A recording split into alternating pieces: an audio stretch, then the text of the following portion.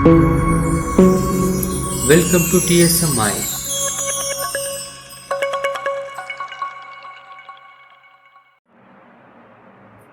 Hi students, back with a new poem, Poison Tree. Poem number 5, written by William Blake.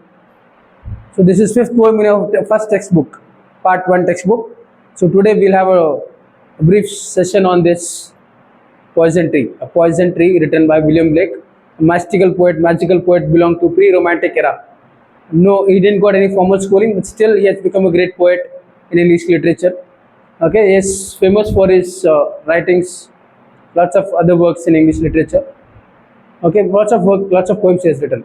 So, if I talk about this particular poem, it's a poem given for you for memorization, 4 stanzas, and every student have to buy this. It will come for 4 marks. Okay, this poem is written in a proper pattern, that is, each stanzas are written in 4 lines. Okay, every quatrain. You know what is the meaning of quatrain? Consisting of 4 lines. And the type of the poem is named as fable inverse. Fable inverse means the poem which has some internal meaning in it. And throughout the poem, he has used the metaphorical poem. Okay, and I'll explain you how this metaphor has been used in this poem and how he has extended that metaphor in each stanzas. I'll explain you in this session now. Okay, ಪದ್ಯ ಯಾವುದ್ರ ಬಗ್ಗೆ ಇದೆ ಅಂತ ತಿಳ್ಕೊಳ್ಳೋಣ. ಮೊದಲಿಗೆ ಪದ್ಯದಲ್ಲಿ Poisson tree ಅಂತ ತಕ್ಷಣ ಪಾಯ್ಸನ್ ಬಗ್ಗೆ ಇಲ್ಲ, ಅದು ಪಾಯ್ಸನ್ಗಿಂತ ಕೆಟ್ಟದಾದಂಥ ಕೋಪ, ಆ್ಯಂಗರ್, ಅಂಡರ್ಸ್ಟ್ಯಾಂಡ್, ಗುಸ್ಸಾ, ಇಸ್ಕೆ ಬಾರೆ ಅದ್ರ ಬಗ್ಗೆ ಇದೆ. ನೋಡೋಣ ಯಾವ ರೀತಿ ಈ ಒಂದು ಪದ್ಯನ ತೊಗೊಂಡು ಹೋಗಿದ್ದಾರೆ ಅಂತ. ಅದಕ್ಕಿಂತ ಮುಂಚೆ ರೈಮ್ ಸ್ಕೀಮ್ ಇದೆಯಾ ಅಂತ ನೋಡ್ಕೊಳ್ಳೋಣ. ರೈಮ್ ಸ್ಕೀಮ್ ಇದೆ. ಫ್ರೆಂಡ್, ಎಂಡ್, ಫೋ, ಗ್ರೋ. ನೀವು ನೋಡ್ಬೋದು ಪ್ರತಿ ಸಾಲಿನ ಎಂಡಲ್ಲಿ ಅಲ್ಲಿ ಪ್ರಾಪರ್ ಸೌಂಡ್ಸ್ಗಳು ಪ್ರೊಡ್ಯೂಸ್ ಆಗುತ್ತೆ, ಫ್ರೆಂಡ್, ಎಂಡ್. ಹಾಗಾಗಿ ನಾವು ರೈಮ್ ಸ್ಕೀಮ್ ಬರಿಬೋದು, ಎ ಬಿ ಬಿ, ಈ ಥರ ರೈಮ್ ಸ್ಕೀಮ್ ಫಾಲೋ ಆಗಿದೆ. ಆ್ಯಂಡ್ ಪದ್ಯದ ಸಾಲುಗಳನ್ನು ಟ್ರೈ ಮೀಟರಲ್ಲಿ ಬರೆದಿದ್ದಾರೆ. ಫೇಬಲ್ ಇನ್ವರ್ಸ್ ಈ ಪದ್ಯದ ಸ್ಟೈಲು, ಅದು ಮೆಟಫರಿಕಲ್ ಪೋಯಮ್ ಅಂತ ನಾವು ಹೇಳ್ಬೋದು. ಹೇಗೆ ಅಂತ ನಾನು ಎಂಡಲ್ಲಿ ಜಸ್ಟಿಫೈ ಮಾಡ್ತೀನಿ ಮತ್ತೊಂದು ಸರಿ ನಿಮಗೆ. ಈಗ ಪದ್ಯದ ಪ್ರತಿಯೊಂದು ಸ್ಟ್ಯಾನ್ಸಾ ಅಬ್ಸರ್ವ್ ಮಾಡ್ತಾ ಹೋಗೋಣ. Let us observe each and every stanza. Okay, and understand that how he has conveyed the meaning of anger. Okay, with respect to this poet, William Blake. The first stanza. I was angry with my friend. I told my wrath did end. I was angry with my foe. I told it not. My wrath did grow. The first stanza says that, okay, he was angry with his friend, and he has expressed the reason behind his angerness. Why he is not happy with him? Why is feeling that anger? He's expressed it, and his anger got end. Understand? But when he was angry again with one of his enemy, he has not expressed it, and it grew. He has not told it. He has not expressed this. He has not expressed why he is angry. Why he is angry on him. He's explaining the power of communication in the first 2 lines. In the next 2 lines, he's explaining what happens if we don't express our anger to someone. Why we are angry on that person. And that will grow like a when you put a seed in the plant, what is it, in the soil, it will start to germinate and it will start to become plant. In the same way, he has not expressed this anger, and it is working like a seed. A seed will start to germinate now. It will slowly become plant. That's what we see in the next stanza. Understand? So 2 things he has explained here. So he's saying that he was angry with his friend. The 2 situations.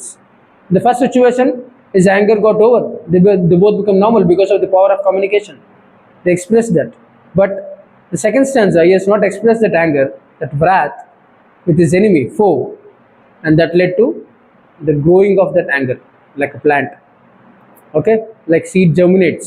The same way his anger got germinated. Okay, so it's explaining about the communication power.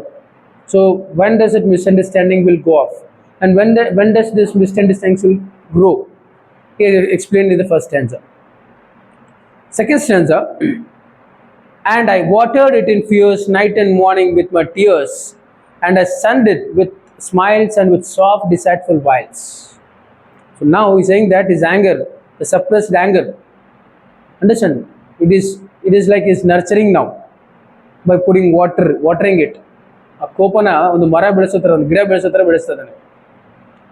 So how do you put water, and how do you give warmth and sunlight, the right nutritions how we give for the plants, in the same way, he is also making that anger to grow with his fears and tears, night and morning, and is giving whatever want to add there, and with soft, deceitful wiles, he is using some plans, scheming of cunning.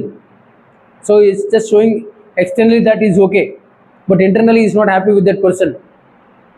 Okay, whenever that person comes in front of you, if the person, okay, you hate them, you otherwise he is hating him. So how do you behave? You behave that you are normal with him, but inside you will have a lot of negative thoughts about the same person. The same way he is also doing, is acting that is pretending that is normal. Act ಮಾಡ್ತದೆ ನೀವು normal ಇದ್ದೀನಿ ಅನ್ನೋ ಥರ, but ಇವ್ನು normal ಇಲ್ಲ. ಒಳಗಡೆ ಅವನ ಬಗ್ಗೆ ಬೇರೆ ರೀತಿಯ ಒಂದು ಒಪಿನಿಯನ್ನೇ ಬೆಳೆಸ್ಕೊಳ್ತಾ ಇರ್ತಾನೆ, negative opinion.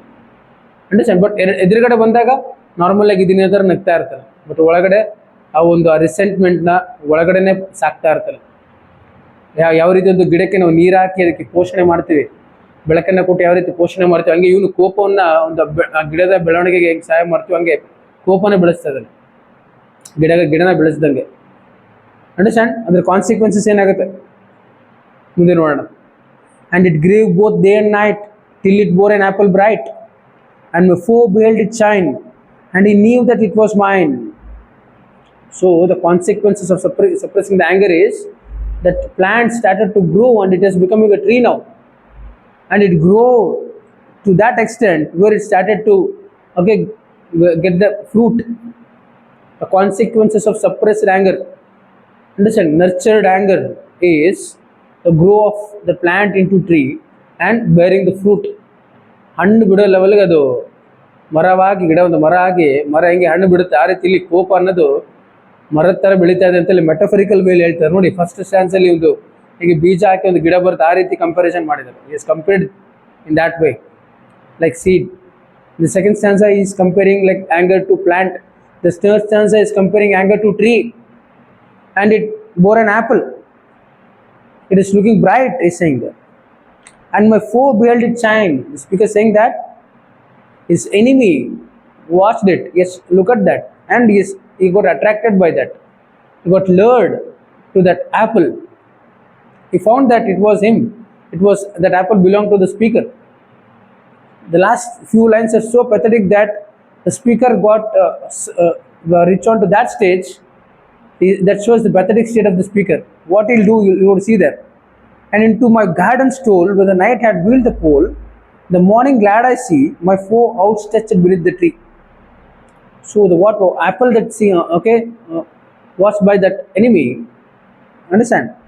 So what he has done, according to this speaker's lines, he's saying that that enemy entered into his garden the night time, especially when the night had wheeled the pole, the night had covered the pole. It was so dark that even there is no light, even that star, pole star, is also not visible. To that extent night has covered. It's a personifying the night.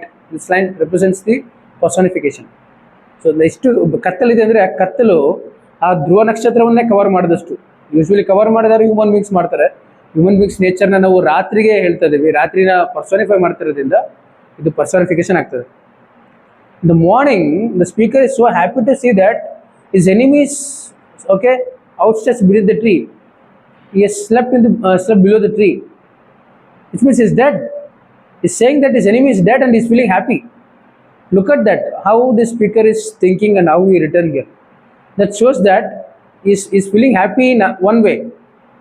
In another way, indirectly, that shows the darker side of the speaker, which means it shows the negative side of the speaker, the pathetic mental state of the speaker, his resentment, his unhappiness, his angriness, that led to what? Self-destruction. ತಾನು ಒಳಗಡೆ ಸಾಕಿ ಬೆಳೆಸಿದ ಕೋಪ ಅವನನ್ನೇ ಕೊಲ್ತಾ ಇರೋದನ್ನು ನಾವು ನೋಡ್ಬೋದು ಇಲ್ಲಿ. ಯಾವ ರೇಂಜಿಗೆ ಕೋಪ ಮಾಡ್ಕೊಂಡಿರ್ಬೋದು, ಯಾವ ರೇಂಜಿಗೆ ಅವನು ಅನ್ಹ್ಯಾಪಿ ಫೀಲ್ ಆಗ್ತಿರ್ಬೋದು ಅನ್ನೋದಕ್ಕೆ ಇದೊಂದು ಉದಾಹರಣೆ. ಈ ಸ್ಪೀಕರ್ ಏನು ಮಾಡಿದ್ದಾನೆ, ಅವನ ಎನಿಮಿಯನ್ನು ಕೊಂದೇ ಬಿಟ್ಟಿದ್ದಾನೆ ಒಳಗಡೆ ಪದ್ಯದಲ್ಲಿ. he skilled it in his lines here. Correct? ಅಂದರೆ ಸಪ್ರೆಸ್ಡ್ ಆ್ಯಂಗರ್ ಏನಾಗುತ್ತೆ ಅಂತಂದರೆ it will lead to self destruction. Suppressed anger leads to cultivation of the anger and that lead to self destruction. ನಮ್ಮನ್ನು ನಾವೇ ಕೊಂದ್ಕೊಂಡಂಗೆ ಅದು. And there is a quote in English, okay, getting angry on someone is like drinking poison and other person to dye.